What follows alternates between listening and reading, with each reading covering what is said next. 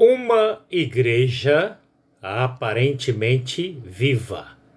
Apocalipse capítulo 3, versículos de 1 a 6. E ao anjo da igreja que está em Sardes escreve: Isto diz o que tem todo o poder revivificador de Deus nas igrejas com todos os líderes. Conheço as tuas obras, que tens nomes de que vives, mas estás morto. Apocalipse capítulo 3, versículo 1. Tem sido comum ouvirmos lamentações sobre os shows substituindo os verdadeiros cultos na maioria das igrejas. O saudoso pastor Mauro Clementino, no ano 1996, escreveu um livro com o título Cultos e Panaceias. Panaceia é uma erva medicinal que tem ação terapêutica sem efeito permanente na cura de uma enfermidade. É como um fogo de palha. Faz de conta que cura, mas não cura. Estudando com a igreja onde estamos, sobre as 7 cartas apocalípticas, percebemos que em cada igreja local hoje tem algo em comum com as igrejas citadas por Jesus. A perda do primeiro amor, a presença do espírito de Jezabel, induzindo os crentes a pecados carnais e idolátricos, e tantos outros problemas. Nas pesquisas descobrimos que a igreja em Sardes tinha fama de igreja viva, mas era uma igreja quase morta. Apocalipse capítulo 3, versículo 1. Segundo pesquisadores, no ano 170 depois do nascimento de Jesus, aquela igreja acabou, ficando apenas naquele lugarejo, 2 membros, cada um morando em seu casebre. Cultos ou shows? Como podemos conhecer hoje uma igreja realmente viva? Se formos aos cultos aos domingos às noites, teremos a falsa impressão de igrejas vivas. Grandes auditórios, muita música, sem a devida preocupação se seu compositor tem comportamento realmente cristão ou se são defensores de ideologias antibíblicas e onde os líderes fazem vista grossa para não perderem auditórios. Uma igreja viva ou morta é conhecida pelos seus cultos de oração.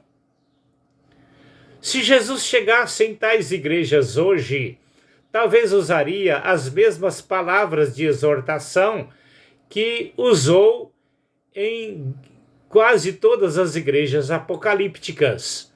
Tenho, porém, contra ti, que toleras isso ou aquilo que foge dos princípios ideais da minha palavra, disse Jesus. Filadélfia e Laodiceia.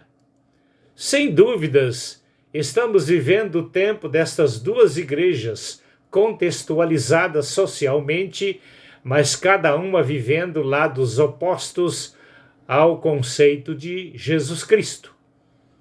Filadélfia, apesar de estar vivendo em meio às pressões distorcidas, tem sido a igreja que não abre mão da sua fidelidade à palavra de Deus.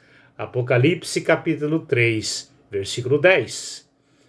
Por essa razão, lhe é prometida o arrebatamento antes da grande tribulação, a coroa da vitória e sua participação como sacerdotisa no templo de Deus.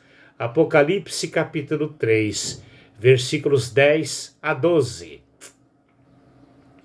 Os cristãos de Filadélfia vivem hoje paralelo à igreja em Laodiceia, a igreja que não admite Jesus no contexto de seus cultos.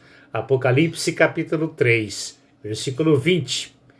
Lembro-me, nos anos 1980, na cidade de Ponta Grossa, Paraná, quando, num congresso de homens batistas, o saudoso pastor Nilson do Amaral Fanini desenvolveu uma palestra salientando que a igreja, já naquele tempo, estava tão acostumada a cultos mecânicos que, se Jesus tirasse dela o Espírito Santo, a retirada seria imperceptível.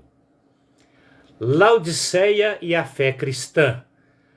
Lucas 18, 8 e Apocalipse capítulo 3, versículos 17 a 20. Na parábola do juiz iníquo, Jesus destacou a persistência de uma viúva ao juiz, pedindo justiça, até que o mesmo, se sentindo tão importunado, acabou fazendo-lhe justiça. Lucas capítulo 18, versículos de 1 a 8. A aplicação, ou aplicando as lições da parábola, Jesus, manifestando sua preocupação com o estado espiritual das igrejas na véspera do seu arrebatamento, exclamou: quando o Filho do Homem vier, porém, achará fé na terra? Lucas capítulo 18, versículo 8. Ou seja, quando o Filho do Homem vier, porventura achará fé na terra? Com poucas exceções, pelo que vemos hoje nas igrejas, percebemos que os seguintes fatos proféticos se cumprindo: o empobrecimento espiritual das igrejas, como prenúncio da breve retirada do corpo de Cristo do planeta, isto é, sua igreja.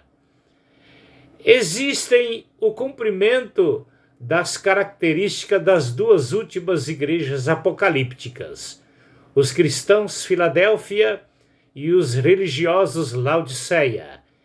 Em qual das duas igrejas você faz parte?